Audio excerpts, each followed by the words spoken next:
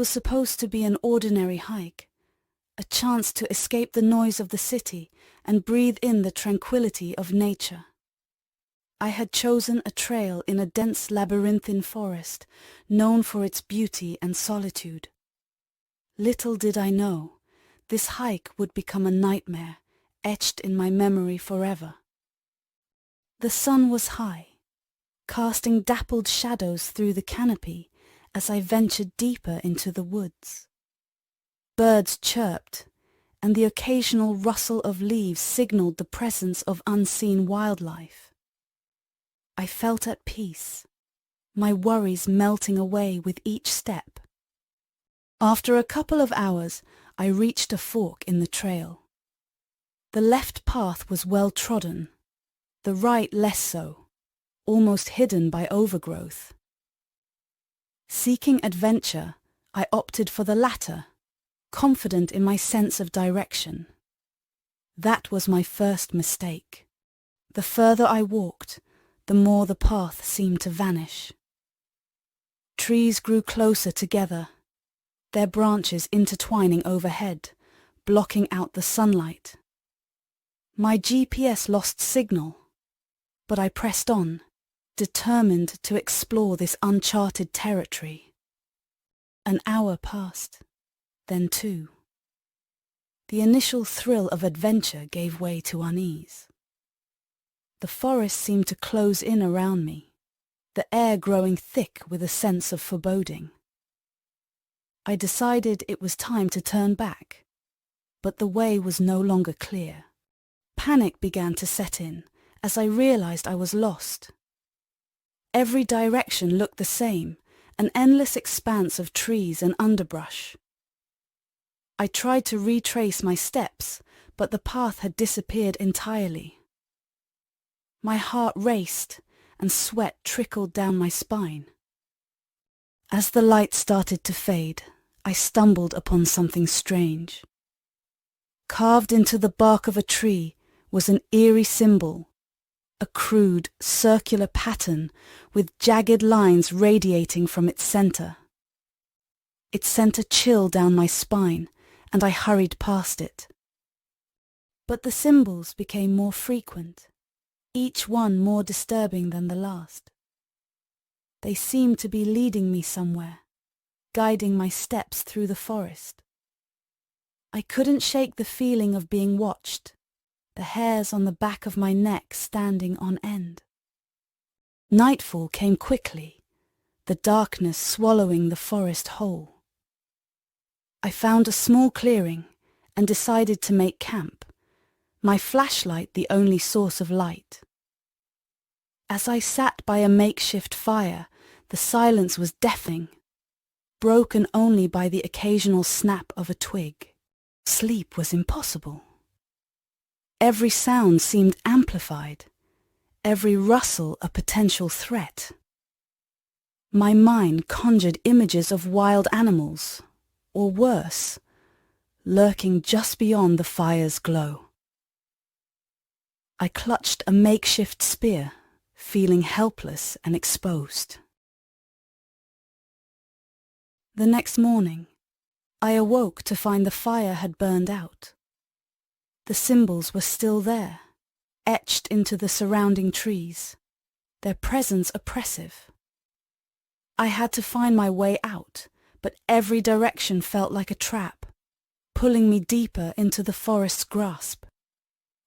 I walked for hours, my legs growing heavy and my throat parched.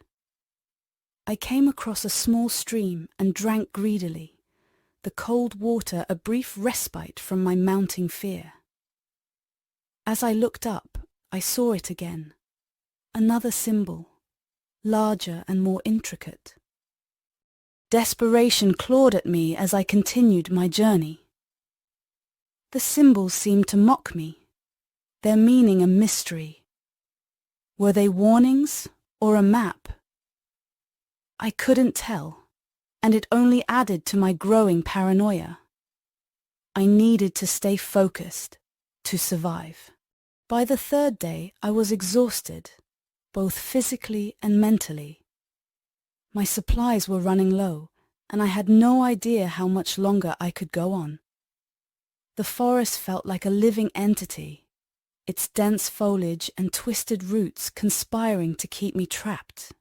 As the sun set once more, I stumbled upon a small cave. It offered some shelter, and I decided to spend the night there. The cave's interior was cold and damp, but it felt safer than the open woods. I huddled in the darkness, praying for morning. Sleep came fitfully, plagued by nightmares.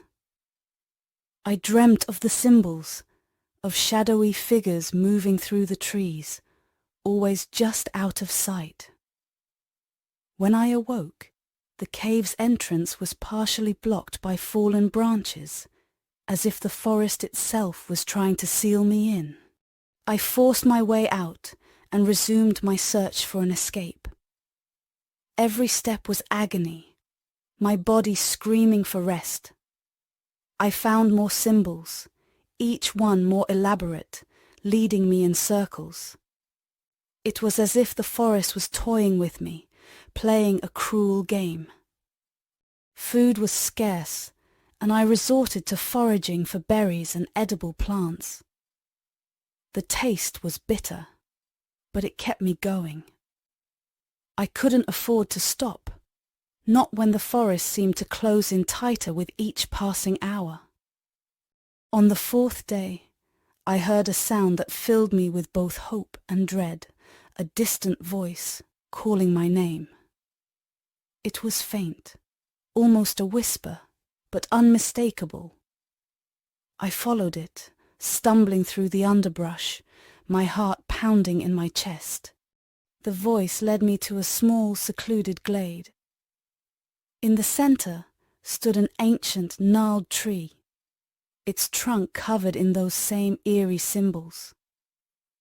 The air was thick with an unnatural stillness, the atmosphere heavy with an inexplicable dread. I approached the tree, my instincts screaming at me to turn back. As I drew closer, I saw something at its base. A bundle of old tattered clothes covered in dirt and leaves. My stomach churned as I realized they were human remains. Horror washed over me, and I stumbled back, my mind racing. Someone had died here, and the symbols seemed to be connected. I couldn't shake the feeling that I was being watched, that whatever had happened to them could happen to me. I fled the glade, running blindly through the forest. My breath came in ragged gasps, and my vision blurred with tears. I didn't stop until I collapsed, my body unable to take another step. The forest was a living nightmare, and I was trapped in its clutches. When I regained consciousness, it was night again. The darkness was absolute, and I could hear movement in the shadows. Soft footsteps, just beyond my line of sight, circling me like a predator stalking its prey. I scrambled to my feet, gripping a branch for support. My flashlight flickered, casting erratic beams of light through the trees. I knew I couldn't stay here. I had to keep moving, had to find a way out before the forest consumed me entirely. For days I wandered aimlessly, my mind and body on the verge of collapse. The symbols haunted my every step, their meaning a twisted puzzle I couldn't solve. The forest seemed to whisper, its voice a constant maddening presence. By the sixth day, I had lost all sense of time. The forest was an endless maze, each turn leading me deeper into its heart. My hope dwindled, replaced by a numb resignation. I was a prisoner, held captive by the very wilderness I had sought to escape into. Then, as if by some miracle, I heard the sound of running water. I followed it, my steps unsteady, until I reached a river. It was wide and fast-moving, but it offered a glimmer of hope. I drank deeply, the cold water reviving my spirit. The river became my guide, leading me through the dense woods.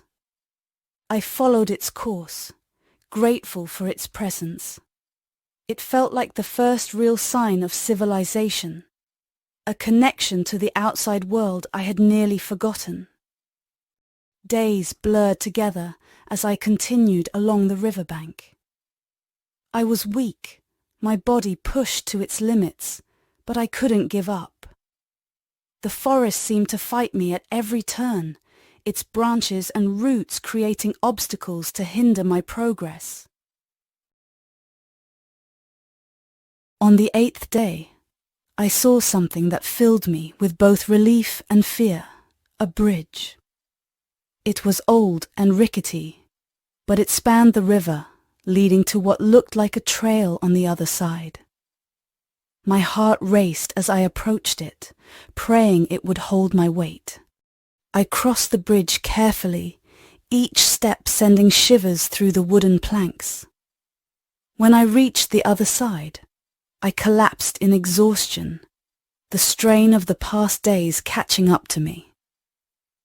But I knew I was closer to freedom than ever before. The trail was overgrown, but it was a clear path, and I followed it with renewed determination. The forest still loomed around me, but the symbols became less frequent, their sinister presence fading as I moved forward.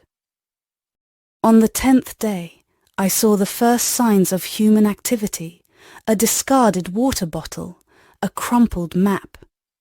I nearly wept with relief, knowing I was no longer alone. I quickened my pace, the prospect of rescue driving me onward. The trail led me to a clearing, where I saw the most beautiful sight I could have imagined, a ranger's cabin. Smoke curled from the chimney, and I could hear voices inside. I stumbled towards it, my ordeal nearly over. I was greeted by a group of rangers, their expressions a mix of shock and concern. They took me in, gave me food and water, wrapped me in blankets. I tried to speak, to tell them what had happened, but the words caught in my throat. They told me I had been missing for over a week, that they had almost given up hope of finding me alive. They mentioned search parties, helicopters scanning the forest from above. It was a miracle I had been found at all. As they tended to me, a ranger mentioned the symbols I had seen. He grew somber, explaining they were old, marking a part of the forest avoided by locals for generations. They were warnings, he said, left behind by those who knew the true dangers of these woods. That night, as I lay in a warm bed, surrounded by the safety of walls, I couldn't shake the feeling of being watched. The forest's presence lingered, a dark shadow in the back of my mind. I knew I would never forget what I had experienced. I left those woods physically unharmed, but mentally scarred. The symbols haunted my dreams, their meaning a mystery I feared I would never solve. I returned to civilization, but a part of me remained lost in those dense, labyrinthine woods, forever changed by what I had endured.